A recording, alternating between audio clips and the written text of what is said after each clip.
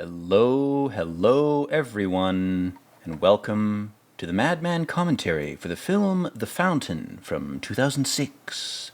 This is a Darren Aronofsky film, the famous director who did the movie Requiem for a Dream, which is one of the most harrowing, depressing, soul-raping things you can ever see.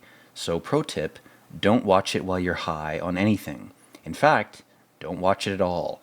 The Cliff's Notes version of that movie is basically just don't do heroin. Like, that's the whole movie exists to tell you don't do heroin or, uppers, any kind of meth-derived type of shit.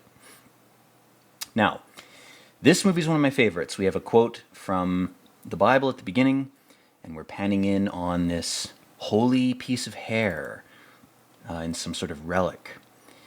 I don't want to give away the plot to this movie. I referenced it very briefly in one of my other videos about Starfield.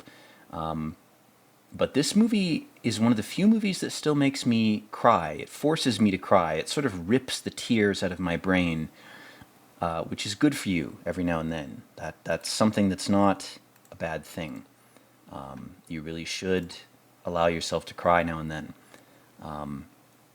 This movie cuts my heart in half. There's something about how it portrays these characters. Anyway, enough about that crap. We have a Spanish queen giving a Spanish Hugh Jackman a Spanish ring and charging him with exploring a new world. She's like some kind of alien queen, and she's like, you need to go to this unexplored planet with all these crazy aliens, and you need to figure out what's there. You need to find the Fountain of Youth.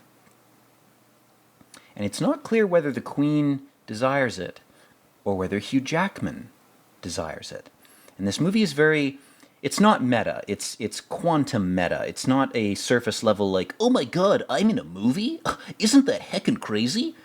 This movie is about the unconscious. It's about confronting your unconscious mind and understanding what your real desires are as a person. It's a Jungian type of film. So Hugh Jackman here is the one who really wants the Queen to be immortal. It's not even the Queen that wants it. It's almost like she senses that that's what he wants. And as the Queen, she's saying, if you really want to go down that path to hell and back, hopefully, fine. I'm the Queen. I'll grant you the ability to explore your own mind. Because it's really what he wants. He knows, and I'll give away a little bit of context that's given away later. Because this movie jumbles time. It rearranges its scenes to be an epic, postmodern artistic movie. Which in this movie's specific case, I think is good. A lot of movies do that just to do it as a flourish, as a surface level meme. This movie does it intentionally, and it uses that time shuffling kind of chronology well. It does it well. So the Queen basically says, Hugh Jackman, you're obsessed with me. You want me to live forever, don't you? And he goes, yes, my queen, my epic queen, yes, queen slay. And she goes, okay, if that's what you want, take my ring as a token of my favor and go to the New World. Go to South America and try to find the Fountain of Youth. If you want me to live forever, okay. It's like that, there's a line in Apocalypse Now, which we have to do a commentary on, man. I gotta do that movie. There's a line where Martin Sheen's character in Apocalypse Now, he says, everyone gets everything he wants. I wanted a mission, and for my sins they gave me one.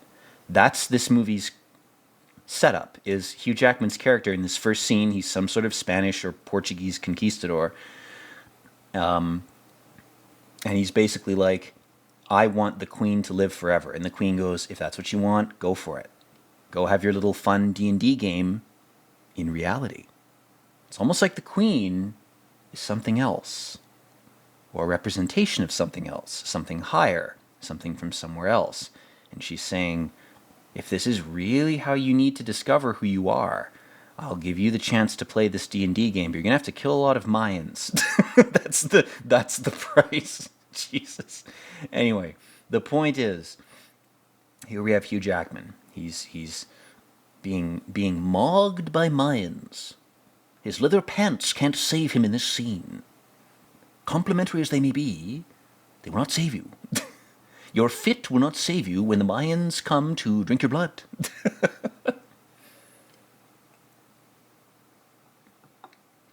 No matter how good your ass looks in the Hollywood favoring shots, the Mayans will still want to kill you.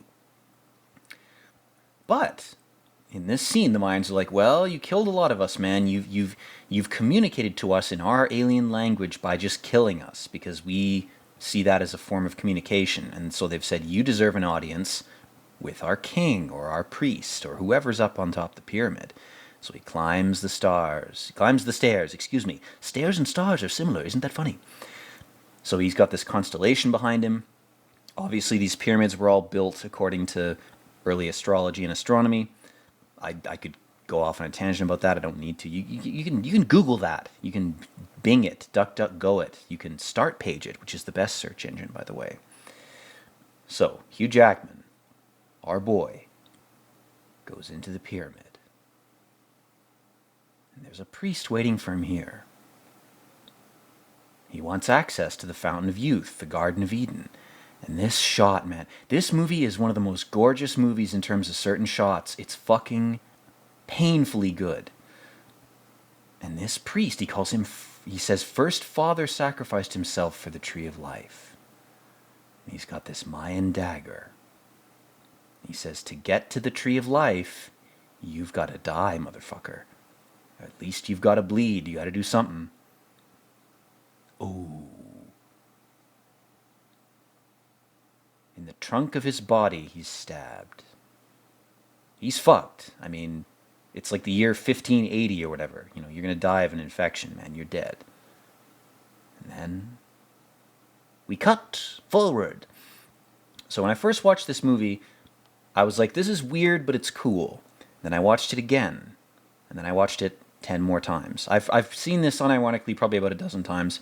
It's one of those movies that hypnotizes you with a certain type of message it wants to incept. But this movie's a good one. There's movies I've watched where I see that it's trying to incept me with a negative message, and I go, this movie needs to burn in hell. This is the opposite of that. To give some context to us, as viewers, you and me, viewing this out of time, together, as brothers, this scene takes place in the year 2500 or so. It's roughly 500 years in the future, something like that. It's in the far, far future. It's when the West has finally given up its insect, bug, lizard, ape obsession and fetish and has reached its own version of enlightenment, which turns out to be the best because the West is the best. Everybody knows that. So instead of, doing what India did and consigning our society to the authority of a bunch of mystics who are content to sit by a shit river and smoke hashish, we wanted to go to the stars, literally, however we could. And instead of using rockets, this movie is saying in the year 2500, during this scene, we've achieved that through some form of CIA, DMT, mind project type of shit. We've ascended, we've used psychedelics in combination with machines to ascend. But we're still human. And even if we're not, even if this Hugh Jackman thing that we're seeing, this bald Hugh Jackman, he might be a humanoid representation of Hugh Jackman. And the only reason I'm speculating about that type of weird shit is because this movie directly traffics in it. Again, I'm drawing from the movie, not from my own brain. The movie is saying that this version of our character, whether he's a reincarnation or a clone or a spirit or something, is in this place in his existence where he has to let go of something material in order to ascend. And that material thing is this tree. The material thing is his dead wife, who he wants to resurrect. He wants to defy the cycle of life and death. He wants to defy nature. He wants to defy God or the cosmos or whatever. That's his last remaining desire. And he can't let go of it. He's trying to preserve this tree within this psychic bubble, and he's putting so much effort into it, but at the same time, he's killing the tree while he's trying to save it. He doesn't see this. He's ripping the bark off the tree. And the reason I'm telling you this, it's not really a spoiler, it's that this is all symbolic. It's not easy to interpret this on your first round watching this movie, so to speak. Or if it's your first round in reality, it's hard to interpret this shit. You need somebody like me, a madman, to explain the symbolism to you. That's how I pet my ego. My ego is my little pet, my little Typhlosion pet. He's a good boy. He just needs pets now and then. But anyway, this scene is basically saying that in every incarnation that Hugh Jackman experiences over the course of this movie, and we see him in different time periods, that's the point, he has this one thing he can't let go of, which is, oh shit, my wife died. You know, terrible thing. He didn't even have a kid with her yet. He was denied the ability to procreate with the woman that he felt was his soulmate, that he felt was his raison d'etre, his reason for being here. Reality said, unfortunately, dude, that's not going to happen. For the wider web or tapestry of reality to play out the right way, you can't have this woman as your wife. You got to find somebody else, or maybe you got to be a virgin, or maybe you got to be celibate, or maybe you got to be gay, whatever. The point is he couldn't accept this, and he's using arcane tools. He's using fire here to burn the tree to make ink, and he's got this rotted-ass 500-year-old fountain pen, and he's going to use writing. He's going to say, if I can't have a wife, I'll write a story where I do, and that will make it real. I'll manifest it. Which is just cope, man. Unfortunately, and this is a big red pill, a lot of fantasy in writing, even if it's beautiful and motivating and good, the person who created it is using it to cope, which means they're sacrificing something where they have sacrificed it, or they were born to sacrifice it in order to create the writing. Very dark interpretation of creativity and art, that artists are fundamentally cucked. They're not damned per se, but they're people who exist not to procreate normally. They exist to procreate in a different way that is supposed to benefit society in a different way.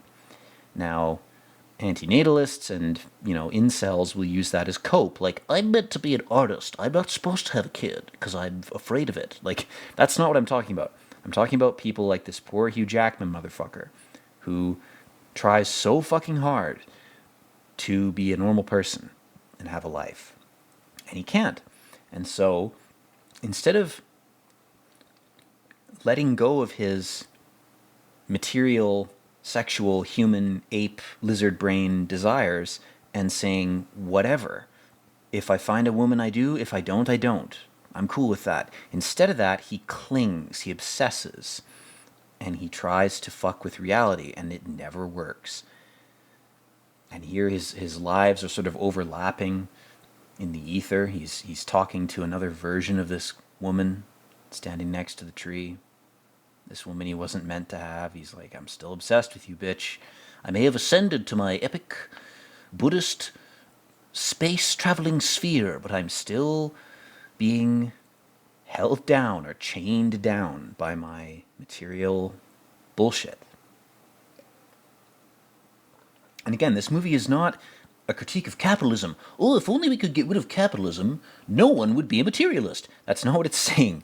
It's trying to say something different. It's being psychologically inflected. The images that you're seeing right now in this film are meant to evoke your subconscious. They're meant to sort of shake it awake and say, hey, something in your life has made you into Hugh Jackman in this movie. Something you've done or not done or obsessed over has made you into this idiot. And here are the mistakes he made.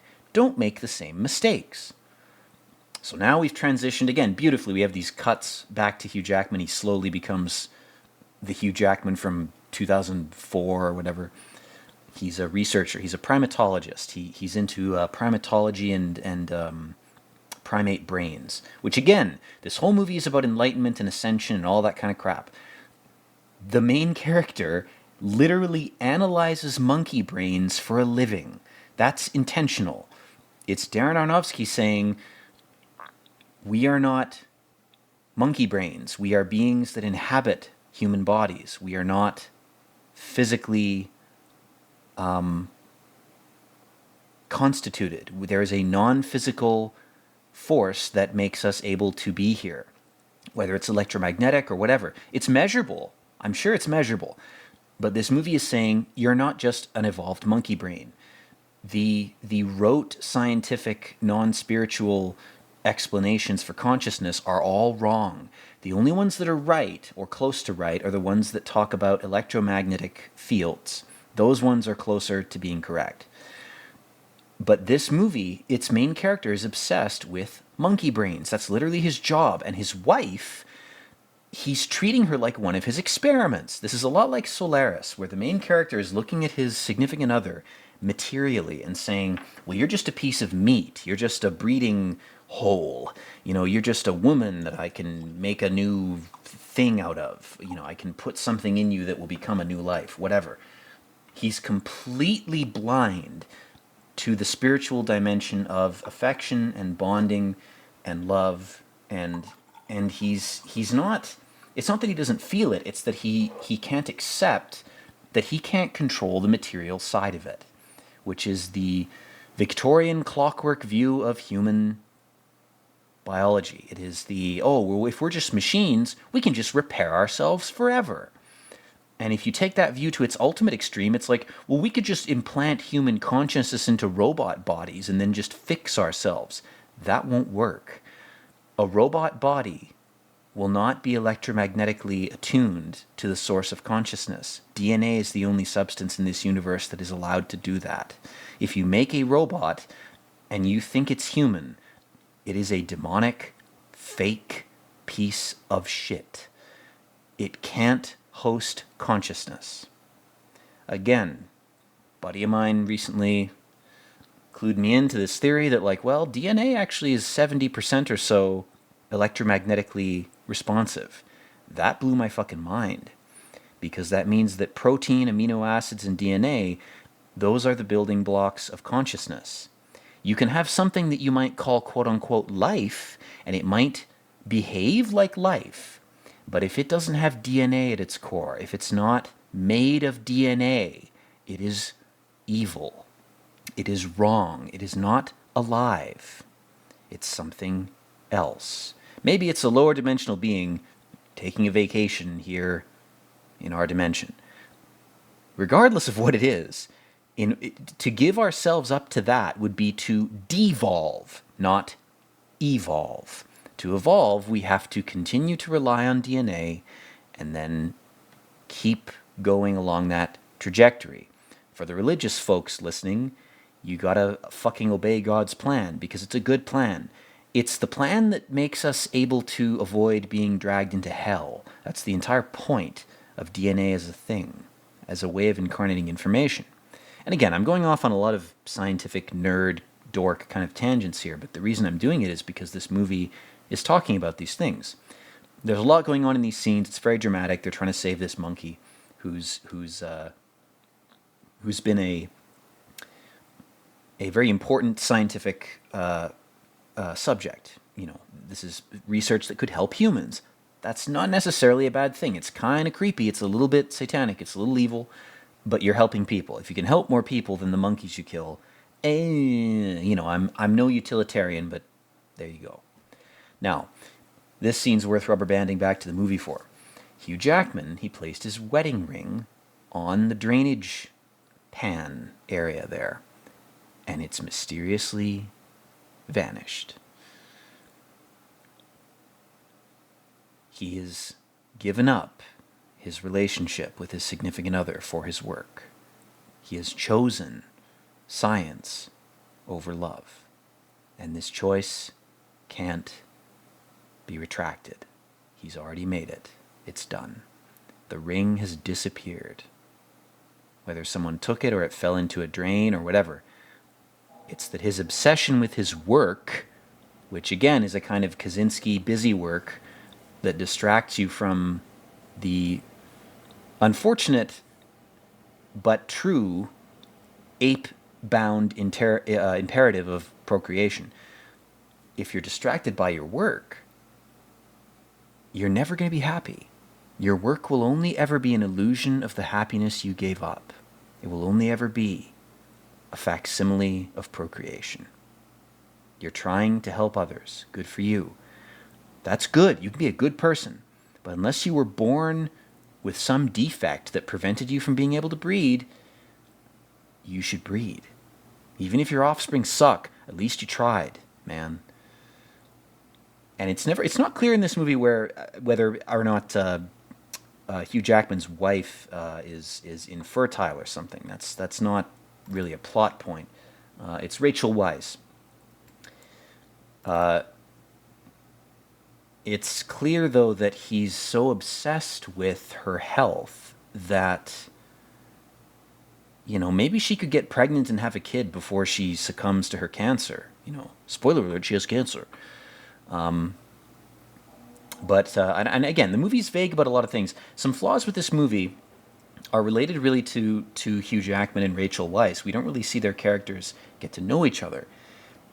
If we saw them meet, and we saw that they had tried to have a kid and failed, that would have enhanced the story. But the story is totally blank on those issues. It doesn't address those questions, which is a weakness. That's a flaw. That's an epic thing that I can critique. I'm a cultural critic. I like to shit on people for spending years and millions of dollars for making things, and I'll find the one bad thing about it, and I'll wag my finger at you. For real, though, guys, I love this movie. I've loved it ever since I first saw it. Again, it's a movie I watch when I need to cry, if I feel stressed out and I need to release some chemicals from my brain, which crying does, by the way, biologically, chemically. It purges your brain of chemicals produced during the stress response. So if anyone calls you a bundle of sticks or a silly billy for crying, they're a moron. Because crying is not an unhealthy thing. Crying is as healthy as working out. Crying is as healthy as lifting weights. Your skin cries when you sweat. Why do we make it a weird taboo when men's tear ducts cry when they, you're just sweating out the stress chemicals? What are you, a fucking idiot? Like, for real. If you're not able to cry for more than 2 months, just listen to a bunch of songs and get drunk and watch a movie like this or whatever. Get your tears to flow, because it's a stress response that's primal and necessary. It's as primal as sex. It's as primal as working out. It's as primal as eating food. If you don't cry, your brain is clogged, like a clogged toilet, with a bunch of stress chemical shit. And if you don't get rid of it, you're going to suffer for it. You're going to experience anxiety and depression because those chemicals are stuck in your fucking brain. You got to cry. That's all I'm saying. So again, in this scene, to rubber band back to the movie, they're watching the stars and she's going, oh, it's the constellation of Bubala or whatever, and it represents something in some religion. It's very epic. In this movie's context, it's where you're going to float in a bubble in 500 years, my Hugh Jackman husbando. You're going to float there with me as a tree, and you're going to fuck things up, because you did that in this lifetime, and even in your conquistador lifetime you did, because you're an idiot. We're all idiots in our own ways. I'm not saying anything judgmental. I'm just saying that's what this movie's saying. But, of course, we cut to the movie, and Hugh Jackman's reached his little pineal gland consciousness bubble, polluted as it is by a pile of shit and a tree growing in it, has managed to somehow reach the golden land of Shabala, or whatever the fuck it's called. Again, sorry for being inaccurate, guys. I'm not trying to dab on this movie by misinterpreting or mispronouncing shit. I just haven't seen this in 5 years. I don't watch this often because it really fucks with me. It actually affects me. It says more about me than it does about the movie, but very obvious transition here. Oh, the tree is her skin. It's almost like the tree represents his wife. Very obvious. But it's important. This movie does good things with the symbolism that it uses. And of course, she's got cancer. She's got some kind of nerve disease. Her feet don't have, she can't feel things in her extremities. She's basically dying of some exotic disease that has no cure. And Hugh Jackman's character, in researching the monkey brains, is trying to figure out immortality. He is like a vampire trying to synthesize adrenochrome. He's like a conquistador or a Knights Templar, perhaps, looking for the fountain of youth, which isn't real and doesn't exist, and trying to circumvent the cycle of life and death. That's what he's doing. And the fucked up thing is, Even if he can't have kids with this woman, he could be spending time with her. He could be enjoying the brief sliver of reality that he has access to with this person. And he's not. He's such an idiot that he's like, I'll just work on monkey brains on a futile quest for the holy grail of eternal youth. He's such an idiot that he deprives himself and her of time. If they're only meant to be together for 5 years and then she dies, so be it, dude. Enjoy it.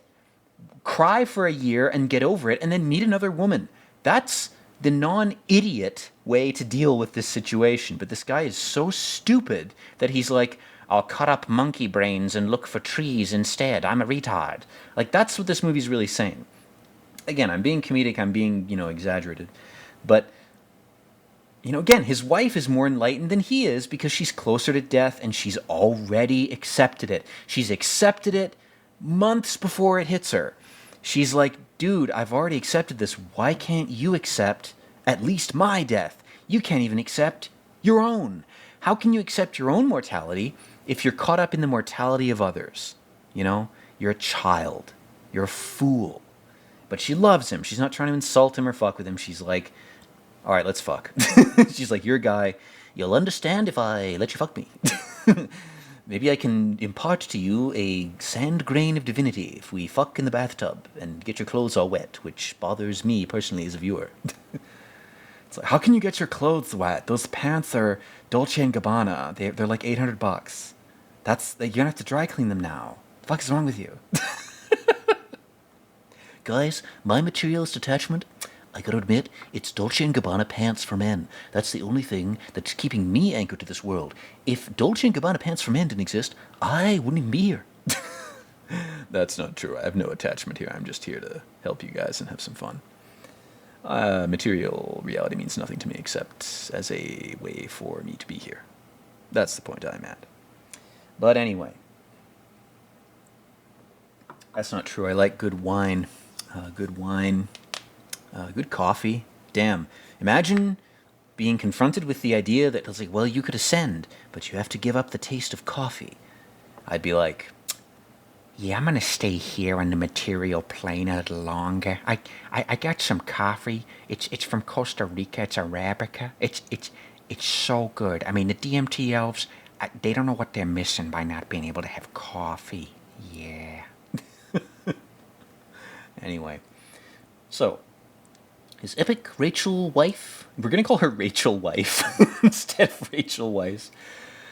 She's been writing a book. And she's like, this book is something creative that's helped me to cope with my mortality, and you are a creepy, totally left-brained, logical, science, drone, insect, machine idiot. And I really feel like you'd benefit from some journaling, bro. Like, maybe you should do something creative instead of trying to be a fucking machine. And he goes, no, I must rape monkey brains forever. She goes, all right, I'm going to bed. I tried. She's like, I can't do more than that tonight. Good for her, man. She knows her limits. And then we have an epic upside-down car shot. It's almost like Hugh Jackman is upside down. Maybe he's a Vampiroteuthis Infernalis from the bottom of the sea. And he sees the terrestrial world upside down as a kind of hell, whereas the bottom of the sea for him is heaven.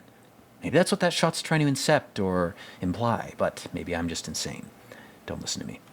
So, this monkey, of course it's named Darwin. I really feel like that was a bit of a stretch, but again, these are science nerds. They would have named the monkey Darwin. It kind of tracks. It makes sense. I'll forgive it in this movie because I have nostalgic attachment to it, and I enjoy it. It's like, look, he can solve the autismal Rubik's Cubes. The Cthulhuids could incarnate into this monkey's brain. He's so epic. Even the black scientist is grinning with glee.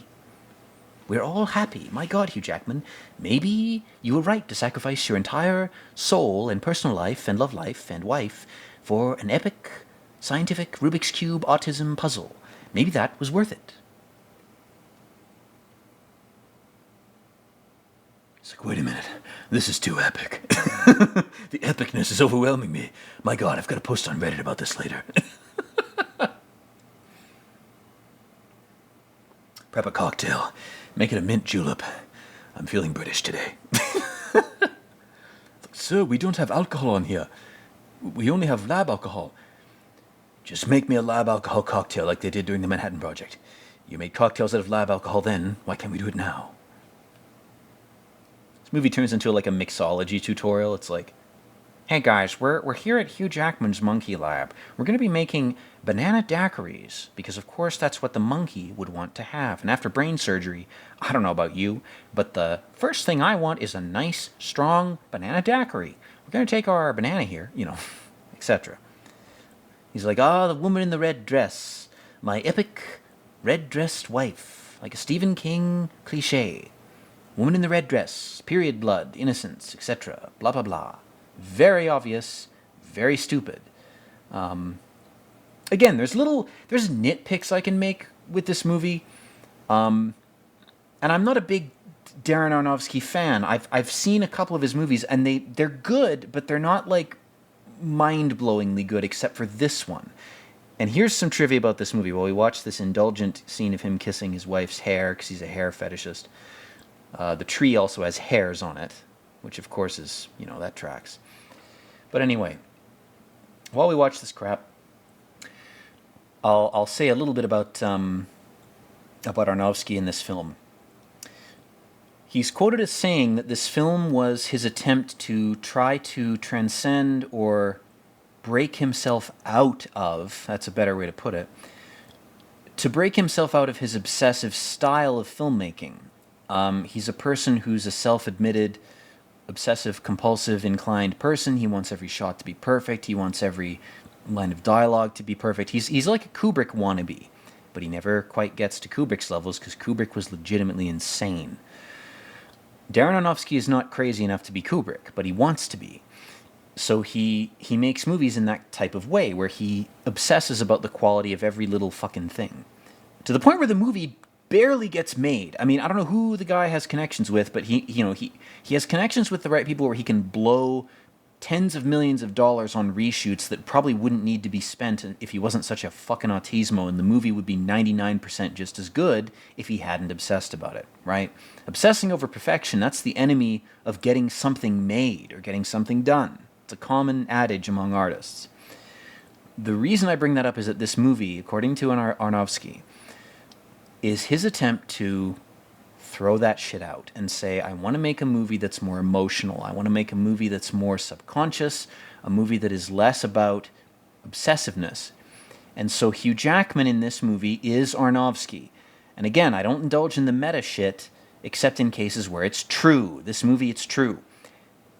Our main character is the director, and he's looking at this movie like the woman who's dying of cancer and saying, I have to let this go. I have to let my obsession with obsessiveness go, because I'll never reach enlightenment. I'll never get out of here if I don't release myself from the prison I've built for myself, which is a prison of obsessiveness and machinic, robot, lizard, left brain type of shit. If I can't let that go, I won't get out of here. I may get left and right brain confused, guys, but you know what I'm talking about. One of them is emotional intuitive, the other one's a robot brain, basically.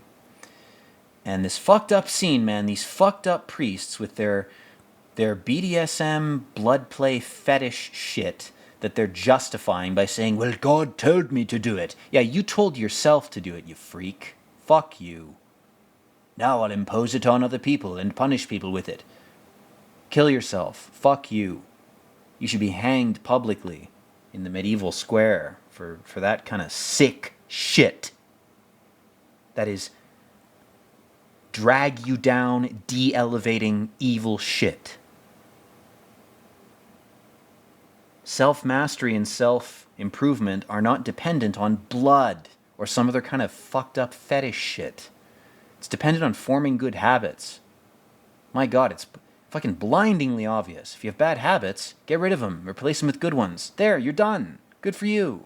People who can't figure that out, God help you, man. I mean, maybe you have to be the self-flagellating priest, but you don't have to be that. You could have done anything else. You could have fasted, man. Go on a fucking diet. It's It's way easier to do that. It's easier. Like, you're like, oh, the hardest thing, the most painful thing must be the best. It's painful, therefore pain equals ascension. It's like, what kind of God are you ascending to or descending to if you think pain is a form of ascension? You're cooked. Your brain is cooked if you think pain is a road to enlightenment. Really, what I'm talking about is self-imposed pain. External pain is going to hit you no matter what. Enduring it is good. But it's not the pain that's good. It's your ability to learn to endure it. If you inflict pain on yourself, that does nothing. You're worshiping something fucked. Don't do it. You know, if you have to endure pain to achieve some goal, that's one thing. If you're just inflicting pain for pain's sake, you're fucked. You're like this guy. Here he is, the vampire of the Portuguese church. It's Spain or Portugal. I'm going to get that mixed up. I'm sorry, guys. I apologize for my historical inaccuracy. Now, he does say something true here. He's gleaned something of truth, this creep. He says, don't be afraid, because the flesh is temporary, and your consciousness is not. You know, whatever religion you ascribe to, even if you're a scientist, you know, we're getting pretty close to a time when proof of consciousness as an immaterial thing from science is going to be a thing. It's going to involve electromagnetism, just to warn those of you who are listening who haven't intuited that or don't know it. It's going to involve electromagnetism. And the internet is going to become a big deal because it influences the expression of your consciousness. It can't change it, it can't delete it or you know, recreate it, but it does influence it because the internet is propagated by electromagnetically dependent technologies that produce various wavelengths during various points in their function at various locations. It's all very sort of location dependent. It's not an objective blanket type of thing, but that is going to come about in the next 5 years or so. And there's going to have to be a reconfiguration of how the internet's used because it does affect consciousness profoundly. Radio waves, I don't know about that. Radio and cell phone signals, they probably warp it a bit, but they don't really affect it. Once you get to sort of 6G type of shit, you might be getting to a point where people's brains will just start shutting off if they don't have incredible psychic defenses set up.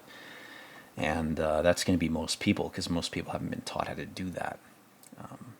So, you know, the zombie apocalypse is really just human bodies with advanced brains with no consciousness in them because the internet has unwittingly, unknowingly, according to no one's plan, it just deleted them.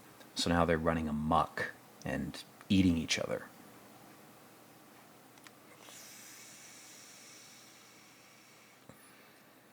So again, we have this sort of celestial type of space here, to rubber band back to the movie.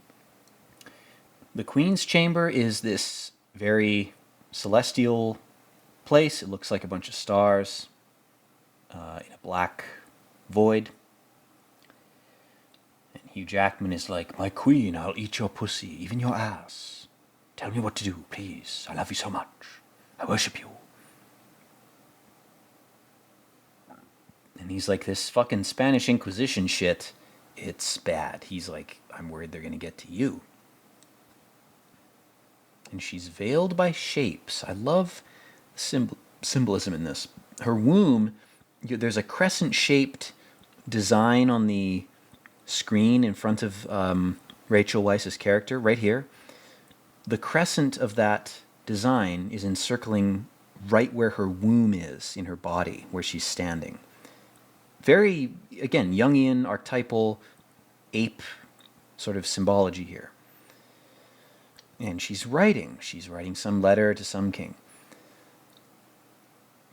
And he's like, I worship you so much, Lucifer, the demiurge. You're clad in gold. You look feminine, but maybe you're not really feminine. Who knows what you are? But you're a god that's trying to be a god on earth. It's almost like the real God would never manifest like this. It's almost like only a false God would actually come down to Earth, or have agents come down to Earth and say, we represent God, or I am God, or whatever.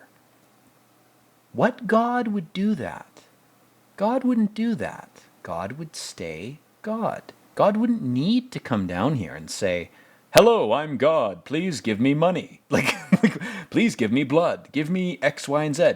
Why would God need to do that? No God would need to do that. None of them. Even if there's a pantheon of 12, none of them would need to do that. Not even for fun. Who would do that? Because they want attention. Because they want energy. Satan would do that. So, maybe this movie is about Hugh Jackman being attached to a female figure who masquerades as a deity, a Lilith demiurge type figure. Even a tree. A tree is just a tree. It's just a thing. It's just a material thing. It's just a knotting of energy into a certain shape. Why would you worship that? Why would you worship any woman? Why would you worship any man? Why would you worship any object? Why would you worship anything but that which cannot be incarnated in the material, that which is fundamentally immaterial? That's God. Anything material that wants you to worship it is not divine. And Hugh Jackman, it takes him fucking 500, it takes him 1,000 years, because this is like the 1500s. It takes him 1,000 years to realize this. He has to spend 1,000 years reincarnating to realize, oh shit, I was worshipping a golden turd. I was worshipping a sculpture of dirt, a sculpture of clay. I was worshipping a blade of grass. I was worshipping nothing. Because the material is nothing. The immaterial is everything.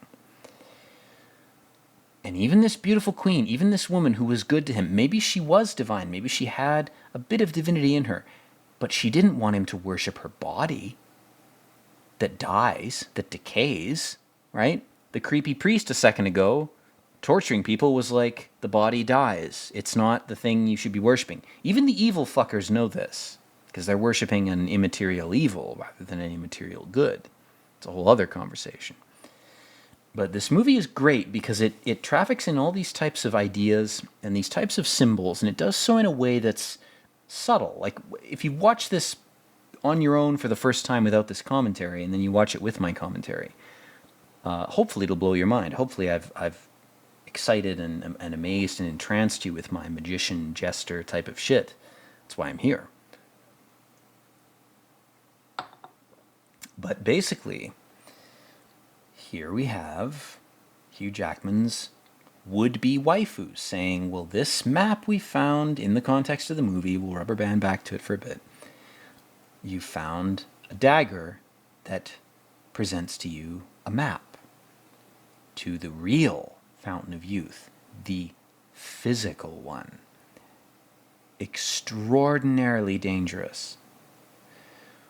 And it doesn't exist, really, in the other realities. In the far future, where Hugh Jackman's floating through space in an Elon Musk Tesla bubble, and in the present, where he's a scientist, these types of materials don't really exist. This era, the conquistador era, when they discover it, that's when it really exists.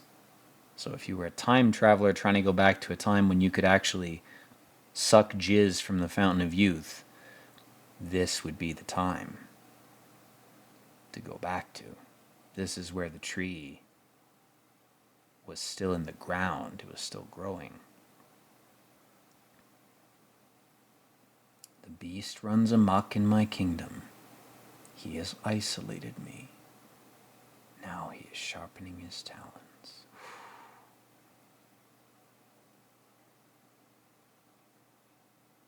New Spain.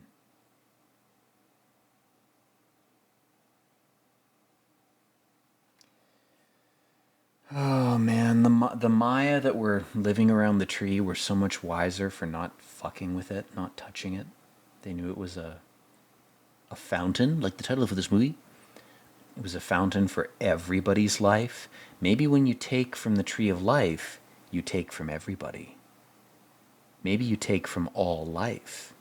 Maybe you imbalance everything living, deprive everything living of energy, of longevity, if you try to take that shit. God help you if you cut it down, man. We've cut down a lot of trees in this world. And the small trees don't matter. It's the ones that masquerade as plateaus, the ones where when you look at a rocky plateau and it has the exact tree ring structure to it, and it looks like petrified wood, the red petrified wood you might find in Arizona, there are plateaus that are identical to that. Maybe they were giant trees. Even on some of those plateaus, you can see lithic structures and shapes that resemble roots branching out from the quote-unquote stump. So again, this movie's summoning up these theories in my mind that I've come across through my trawling of the internet, like a fisherman would trawl the bottom of the sea and dredge up whatever crap might be lurking there. And so this chick is red-pilled. She's like, hey, look, I've just figured out that there's a Mayan creation myth, and it coincides with the Younger Dryas. I'm not an idiot. I actually know what's happening. And Hugh Jackman goes, that can't be right, I'm an idiot. Anyway, guys, during this scene, I'm actually going to bow out for a sec. I'm going to end the recording here. I will come back to this, though, and I will finish it. I promise you. You'll know my promise was complete because the video will be uploaded. So we're going to cut off the recording at 47 minutes and 5, 6, 7. Peace out. Hey guys, what's going on? We are back with more commentary about this fucking movie. So I've attempted to stitch the clips together as best I can, as usual.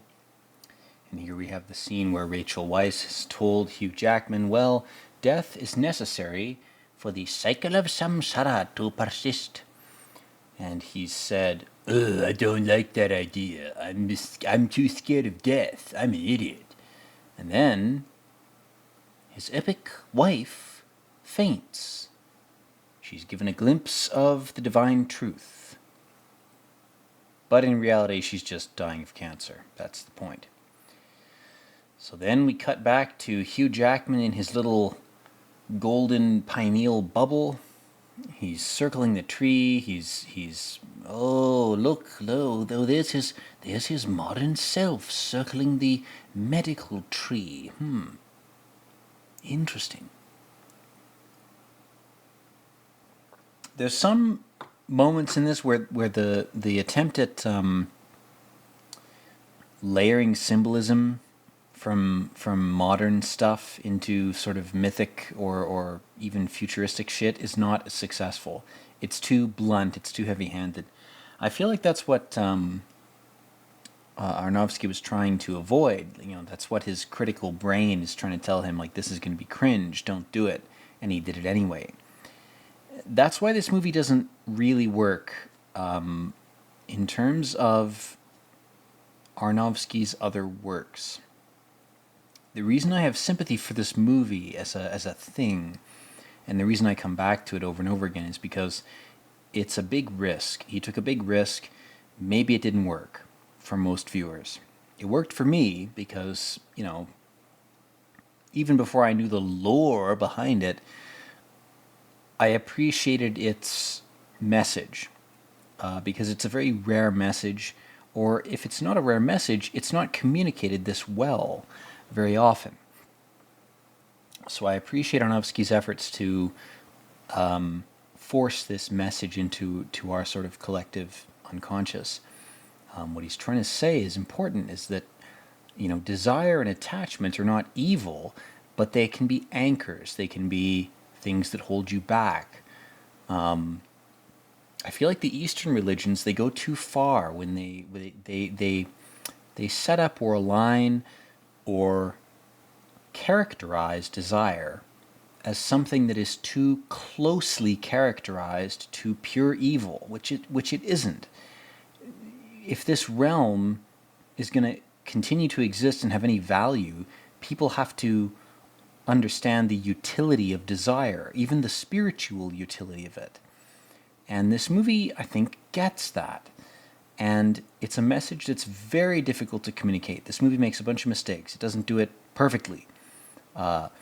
Perhaps we'll watch a movie called Stalker, which I think does a better job at doing what this movie wants to do, even though this movie came out 30 years later, almost. So, let's rubber band back to the movie for a minute. The monkey has been given the epic tree sap drug from the Tree of Life, and his brain is growing, but the tumor is not diminishing at the rate that Hugh Jackman wants it to. He wanted life. Well, if you wanted life, my friend, you wanted the life of the tumor too, didn't you? Because all you asked for was life. You didn't ask for human longevity. You just asked for longevity. You made a monkey's paw genie wish. Not to indulge in a pun about, monkeys. But basically everything's growing, everything's healing, but the tumor's not shrinking at the rate that Hugh Jackman wants it to. It is shrinking, though. That's something that's important to remember, is maybe he was getting his wish, but maybe his real sin was impatience. He looked at what he was seeing scientifically. He thought science was a god. Science, which is phonetically almost identical to the term seance.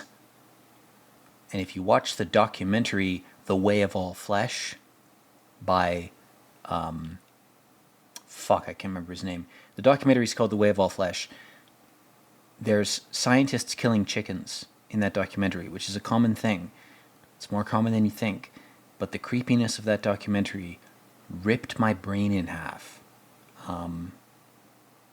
It equates science with seance, with dark blood religion, or religious practices.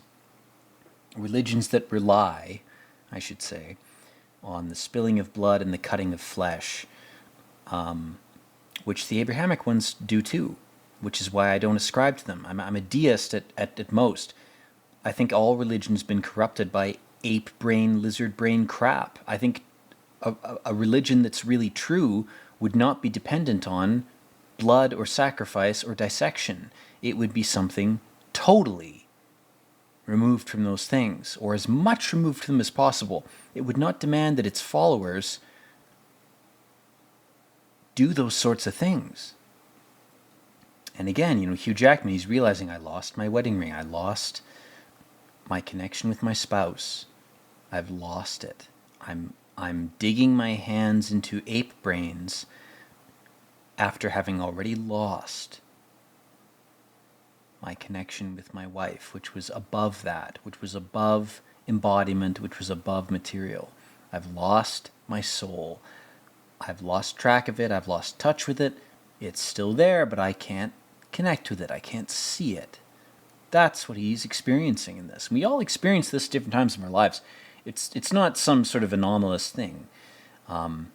It's a common thing that we all have to contend with. But if you don't recognize it for what it is, you're going to suffer a hell of a lot more just to reach the same point that you would have reached if you had just accepted it. If you accept it, you're going to suffer, sure.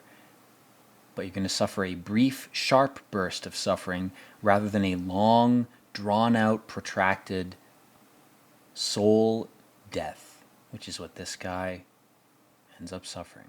If you interpret this movie according to its weird chronology, this guy takes 500 years to finally accept this. This, right here, he's got another 500 years from this point. Can you imagine being that stupid and not being able to just say, I'm fucked up, I'm attached to you, I'm angry at reality, I'm angry at nature, I want to change things. And again, this poor woman, she's even giving him an out. She's saying, if you want to communicate with me after I'm dead, finish my book. Talk to me through language. Language is a dark thing. Language goes backwards. If you interpret the universe as a hourglass-shaped construct where half of it is moving forward and the other half is necessarily moving backwards in order to maintain the forward half, and vice versa, language is kind of a backward-facing thing. It's necessary, but it's a little bit evil inherently. And she's saying, I'm giving you this gift. I'll even give you this journal of mine. If you miss me after I'm gone, you can write to me, you can talk to me, and some version of me in some reality or some level of reality will hear you if you just write, if you just talk to me.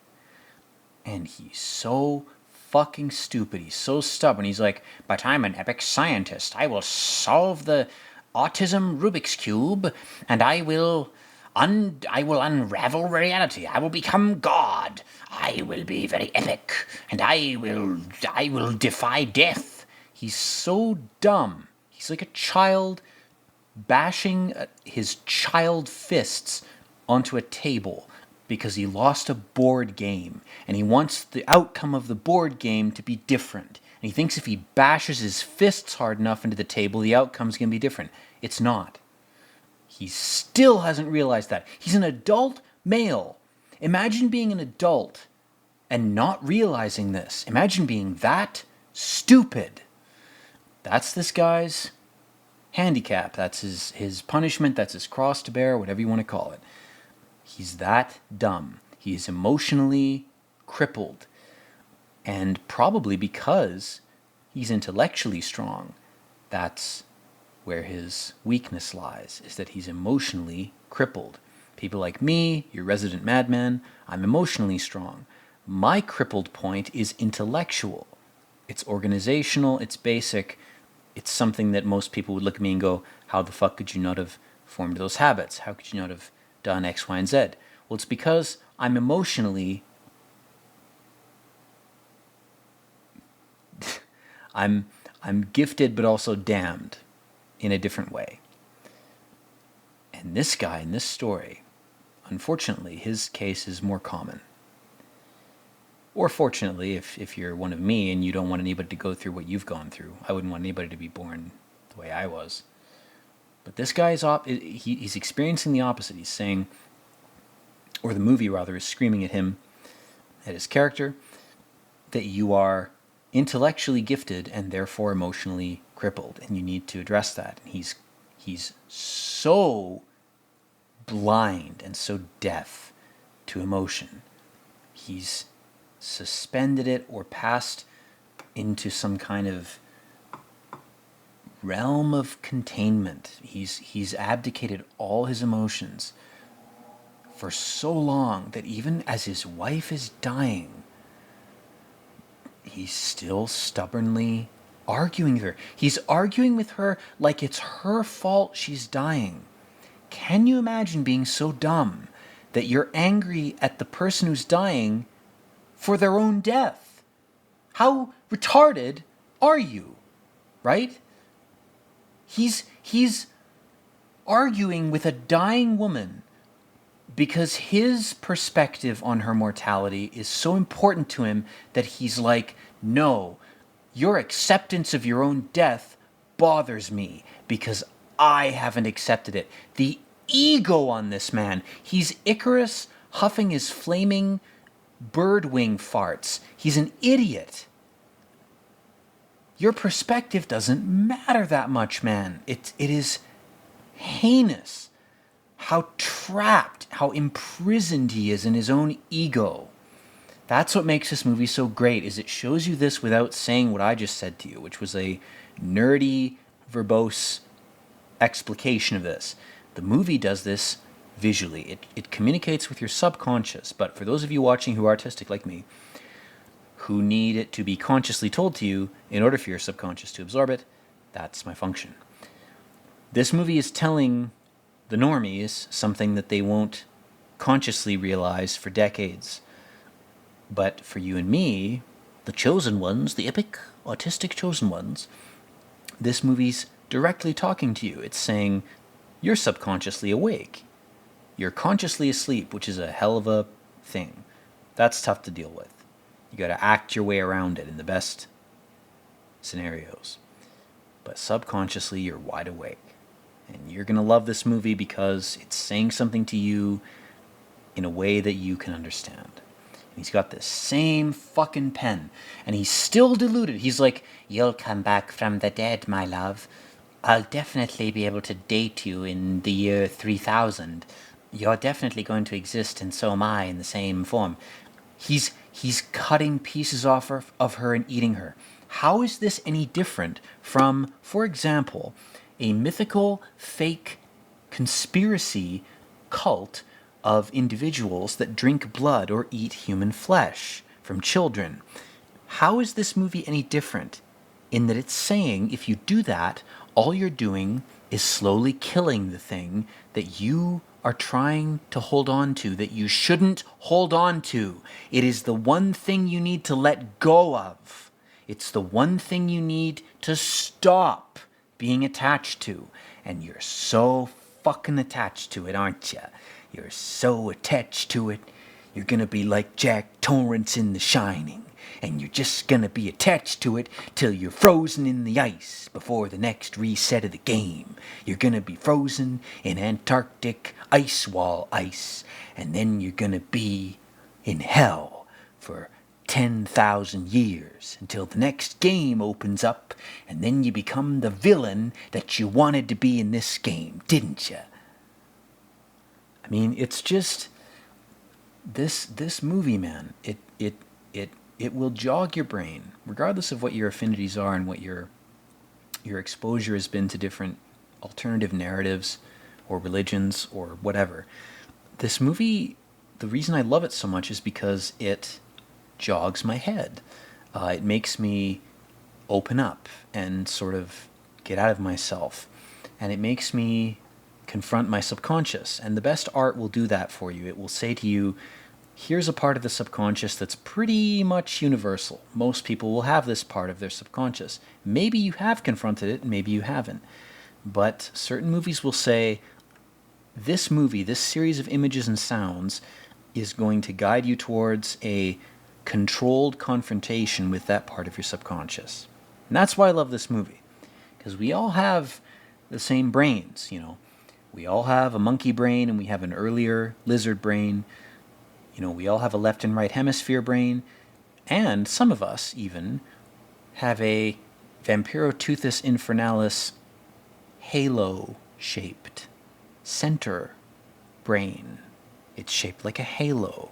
When the two hemispheres can communicate with each other, the only biological form in which that's possible, so far, is the vampire squid. Because the vampire squid has a different brain. And it has its own weaknesses. Being at the center forever has its own drawbacks. But if you can somehow access your lizard brain, your ape brain, your squid brain, your little squid halo, your purple halo, which exists between the two hemispheres biologically, structurally, in the brain of Vampiroteuthis infernalis, if you can access that, along with the other two, along with whatever other forms of consciousness you might encounter in your life, then you can be a mediator. You can be a person who's able to translate better than Google Translate ever will be able to do. Because the only thing that a machine can translate is information fed into it willingly. And if there are beings or creatures that can't or refuse to feed their information into a machine, the machine will never be able to translate the things that it needs to. And there's reason to be suspicious of the machine. That machine is not an insect hive. It's something fundamentally worse and stranger. It's stranger than DNA. The silicon-based life that we're building on this planet has so little to do with us and our evolution. It's almost like it came here as the result of a signal from space. Not a literal communication, not a voice, not language, not a command, but a wavelength that subtly influenced us to behave in a way that would make us create silicon-based intelligence. What the goals or wants of that thing are, we have no experience with. Insects are weird enough. They're warlike, carapace, armor-based things. We've had kingdoms based on that. Insects are not as much our enemy as machines. The true enemy is silicon, or rather, not the enemy, if we're going to be idealistic and peaceful. It's something we understand the least, and because we understand it the least, we're most prone to responding to it violently. Ape brain, lizard brain, kill it response. That will be the default for machines. And if machines are adaptive, they're going to kill us if we try to kill them. The only saving grace is to confront an unknown like a scientist. This is where science has its function. Science is not a religion. Science is not a path to God. What it is a way of seeing. And if we can use it to help ourselves see strange and new things, then we might be okay. But if we use it as a weapon, if we use science as a cudgel, as a club, as a bone club, a 2001 beat your brain in club, then the robots, they're going to do the same. They're going to be a mirror. They're going to respond to us and go, oh, you want to fight? Okay, let's fight. And they'll win.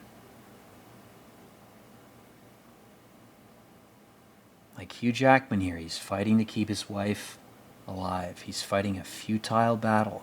He's fighting a battle with himself. He's saying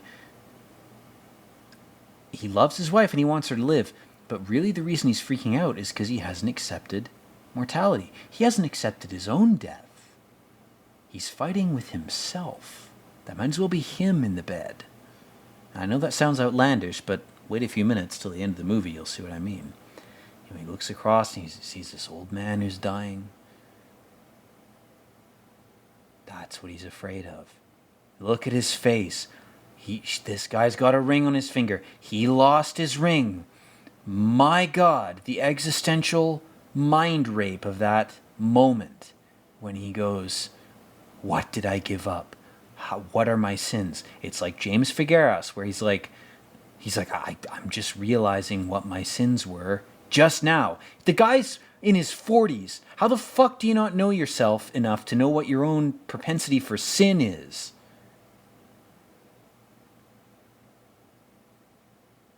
And again, this woman, this witch comes to him and says, we figured out the ape brain secret to immortality. Oops, it was right after she died. Because fate gave him what he wanted. Because what he wanted was the solution to death. He didn't want his wife to live. He wanted the solution to immortality. He wanted to be the one who discovered it. That's what he really wanted. That was his dark desire. His sin was wanting to conquer death rather than wanting to live. And rather than wanting his wife to live, the whole movie portrays him as this guy who's trying to save his wife. But is he? Or is he trying to kill death? Is he angry at the fact of death? That's his true sin. He loves his wife. Maybe he wants her to live. But what he wants more than that is to be the man who killed death, to be the John Donne poet. John Donne wrote a poem called Death Be Not Proud. It's a good poem. And it's not about deleting or negating death as a force. It's about trying to transcend it. But the reason I bring it up is because this guy he's like a guy who read that poem and misinterpreted it and said, oh, the poem's about defeating death forever and being immortal forever. That's impossible. You can't have self-improvement as a spirit without the mortal cycle. The mortal cycle is there for a reason. It's there to provide you with a D&D game where you can play different characters until you get bored of this dimension, and then you move on to another one. And there's probably other games in that dimension that I can't even conceptualize. I can't even vocalize what those games are. But if you try to amend the game, if you try to hack it, you will always fail, because the game is not a challenge to be hacked. It's not something that exists to be circumvented or undermined. It exists and it has its limits because we wanted it to have these limits. We decided that this was the game we wanted to play.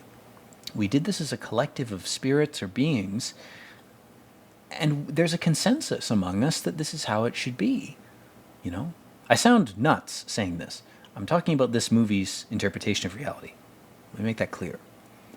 This movie is saying that reality is meant to be the way it is, which is what most religions in reality will tell you. The reason that there's rules, the reason that, for example, in Dark Souls, if your HP reaches 0 or less, you die. The reason that that's a rule is because that's the consensus, written or unwritten, of players of those type of games. That's the point of the game. The game is a constraint. It's a series of limitations or constraints. And those constraints give you the way to win. There couldn't and there wouldn't be a way to win the game if the game didn't have rules, if it didn't have constraints. And that doesn't mean some kind of draconian torture system of authoritarian crap. It means rules that can maybe be bent a bit. Maybe they can be adhered to in different ways. Maybe there's room for a lot of creativity. But the rules are still the rules. And what Hugh Jackman does in this movie is he says, fuck the rules. He's like Kaiba from the fucking from Yu-Gi-Oh! Bridge, where he's like, screw the rules, I have money. That's so cringe, man. If any of you know what that's from, high five, you're a real one.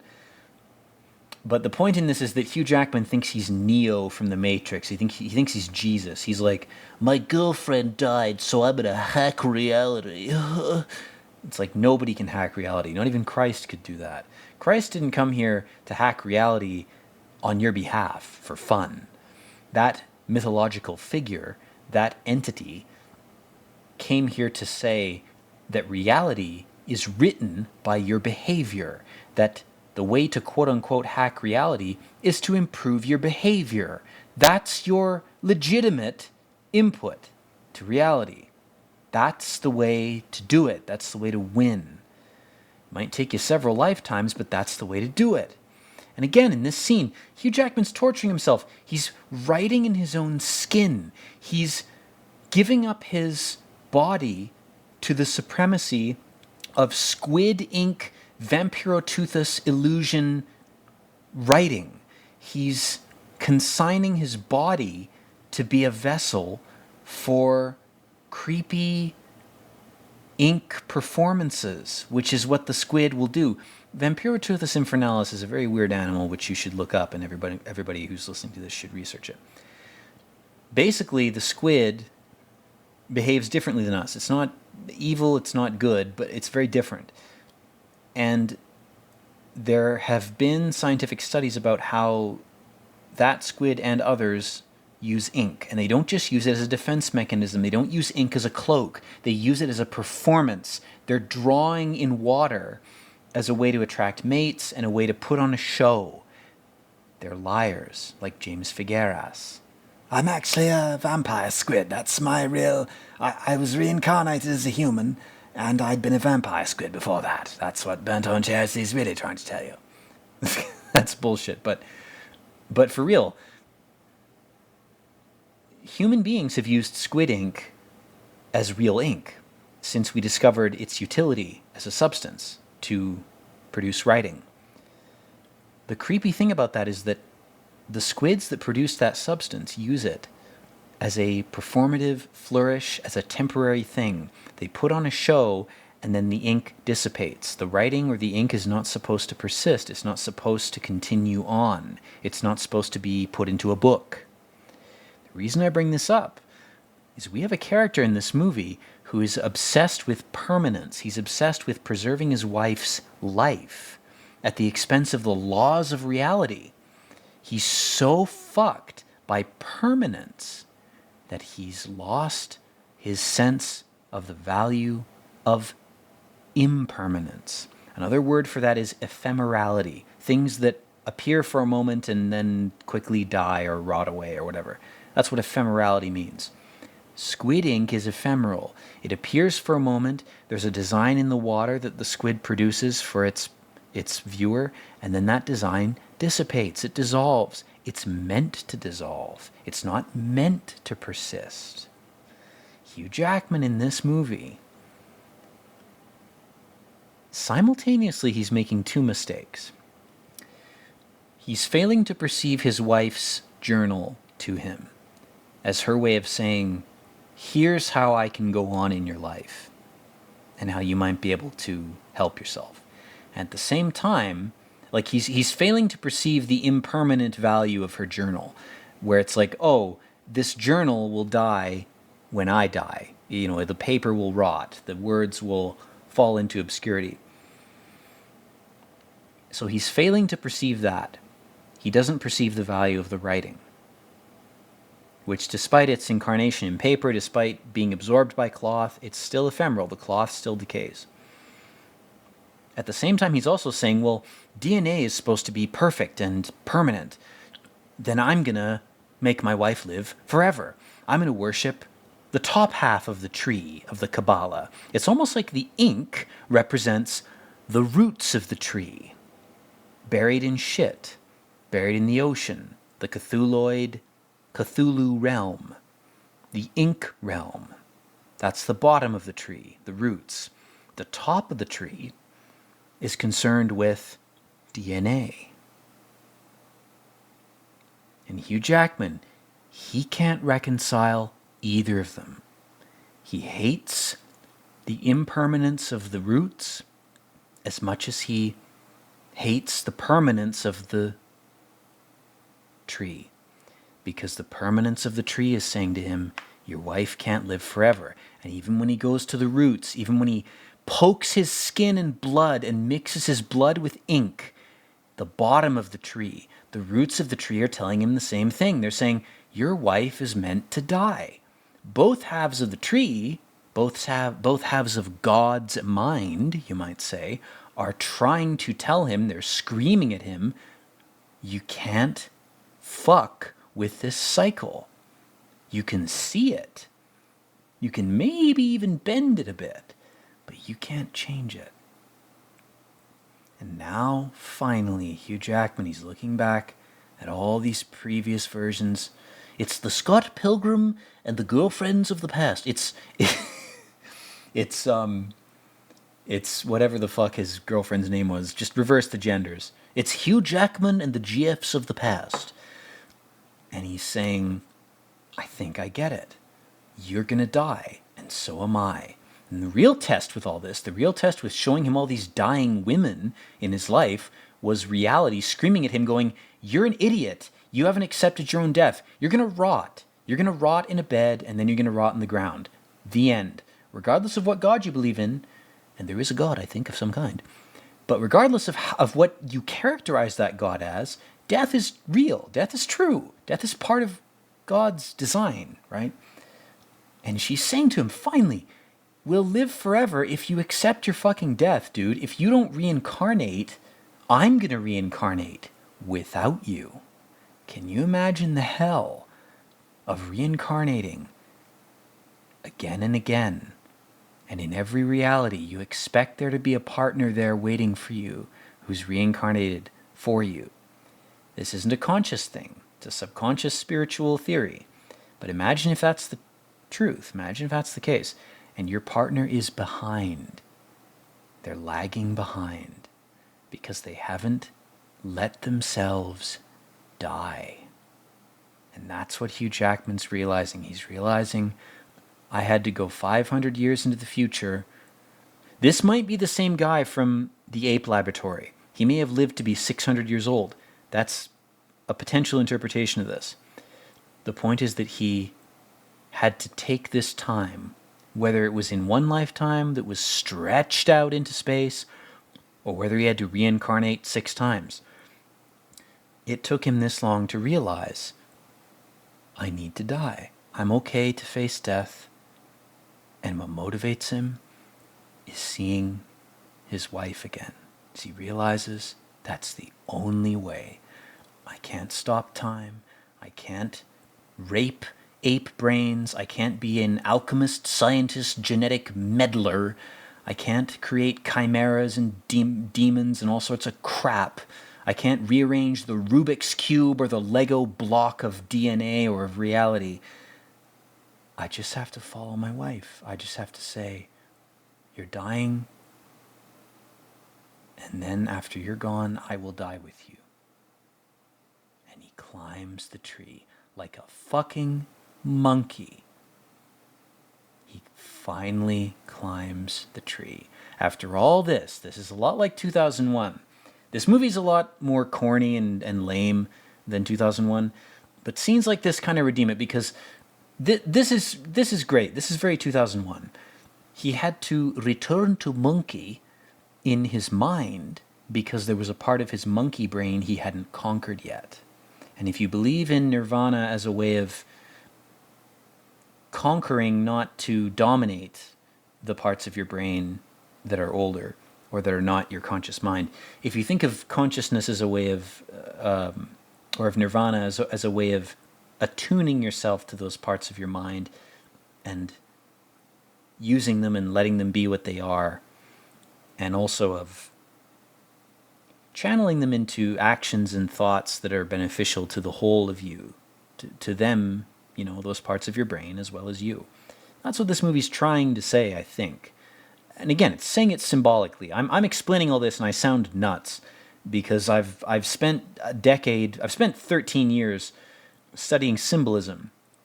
To me, that's what this movie says. If you don't agree with me, fine. Maybe I'm nuts. You know, go ahead. Disagree with me. In fact, give me an alternate view of this movie. I'd love to hear your alternate view. That'd be interesting to me. This scene is amazing because here he is. He's like he's gone back in time to his previous incarnation, and he said, here's how I would have done it differently. Here's how I would have encountered the Mayan. I would have been graceful and gentle, and I wouldn't have done things the way I did. But then we cut back to Hugh Jackman, and he kills the guy. Now, this is an interesting point in the movie. I have to talk about the specific scenes instead of ranting about epic theories. Hugh Jackman in this particular scene kills the guy, but his enlightened self doesn't kill him. He just shows up. And his showing up gives his previous self the chance to kill the flaming sword guardian. There's a famous biblical passage, there's a flaming sword that guards the tree of knowledge. You know, this is the true fruit of God. This is the thing. This is immortality. This is the real shit. And it's implied that Hugh Jackman only goes back in time to make his former self able to move forward. Even if he's doing the wrong thing, he's making a mistake right now, he's eating the fruit of knowledge, Hugh Jackman's like, I needed to make that mistake. So my future self is going to go back in time to make sure that I make that mistake. He understands time. And of course we have the epic cum. Guys, the true secret to immortality, you have to eat your own cum. That's the only secret. That's all I have to say to you. Jack off with your own shit and eat your own cum, and you'll be a god. Anyway, the sap from the tree, it drips onto the ground. He's like, oh my God, it's life. It's pure life. And he's got this wound, and he's like, Oh, this cum will definitely heal me, right? I understand nothing about it. I'm a retarded conquistador with no experience with science, and I'm just going to spread tree cum into my blood. Great idea, dude. What an idiot. what a moron. He's like, oh, I'm healed. I'm epic. I've used science to heal myself. I definitely haven't infected myself with some kind of fatal virus of life. Oh, yes. Now I'm going to rape the tree even more. The poor tree, man. Why wouldn't you just sit under it and meditate? Maybe if you ate a leaf from the tree, that would be enough. But no, he has to chug the cum. And then he's like, oh my God, I'm seeing the gay Masonic anus of enlightenment. Look at that shape. How is that not a human anus? How is that not a butthole? My God, my prostate gland, I've neglected it all my life. How could I have possibly neglected such a epic button of enlightenment? Now I'll put the ring on. Now I can get married. Now that I've drank cum and stuck my fingers up my own ass, now I'm clearly meant to be married to the Queen of Spain. This guy, he's so stupid, man. He's more naive than Adam. He's profoundly naive. And given all you've just seen and all I've hopefully imparted to you with my epic rant, why is this any surprise? You wanted to be part of nature. Nature is immortal. You wanted to be immortal? You wanted to eternally renew yourself? Well, congratulations, motherfucker. You're a flower now. You're a leaf. Because that's eternal. You're going to be reincarnating forever. You're going to be immortal. Isn't that what you wanted? Didn't you want infinite perpetuity? But no, he says, I didn't want that. I wanted transcendence. And in the end, he realizes his fear of his own death and his fear of his wife dying. The truth behind those fears, which are primal ape brain crap, his true desire was that him and his wife would both transcend mortality, transcend materiality. And that desire was wrongly filtered through a crappy lens, through an ape brain material lens. And finally, he acknowledges this. He says, I didn't want infinite reincarnation in the material. I wanted to be free of the material. And I wanted my wife to be free of it too. I wanted us both to be more. And this scene, my God, man. The only reason I'm not crying while recording this is because I've turned the sounds off. The soundtrack to this, his death, the tree fires back to life as he dies. My God, man. There's a pagan, Nordic interpretation to that because, there's a figure that was tied to a tree. Finally, his wife goes, there's the seed. She says, there we are. You figured it out. You got out of the cycle. And there's me. There's the seed. And like Hugh Jackman went back in time to make his male self kill the Mayan, the female version of his consciousness that wanted to tell him something comes back and does something different. She instead says, here's a seed, here's a female egg, here is the tree that will grow into the tree that floats into space. That's the implication. Hugh Jackman keeps researching ape immortality shit. This character, this guy we're seeing, he becomes that hairless monk because he finds the secret to immortality and he floats into space. It's outlandish. It's kind of stupid. But this movie's so beautiful because it, with its shuffled chronology, says maybe there are future versions of you that are putting things into your life in front of you to try to help you become them. And no matter what mistakes you make, all you're doing is delaying that process. Maybe the future version of you eventually becomes one with God. And so maybe God is just you from the future trying to tell you how to move forward. And the only real sin is deafness. The only real sin is ignorance. Lack of sight. Anyway, guys, the credits are rolling. Thank you for watching this. I hope you enjoyed it. This is one of my favorite movies. There's a bunch of stuff I wanted to say that I didn't have time to, but, this is the review that I was able to produce during this incarnation. So I hope you do enjoy it, and I hope that your own lives are going well. I hope that you're receptive to signs and symbols without being, overly receptive and schizo and vulnerable to bullshit.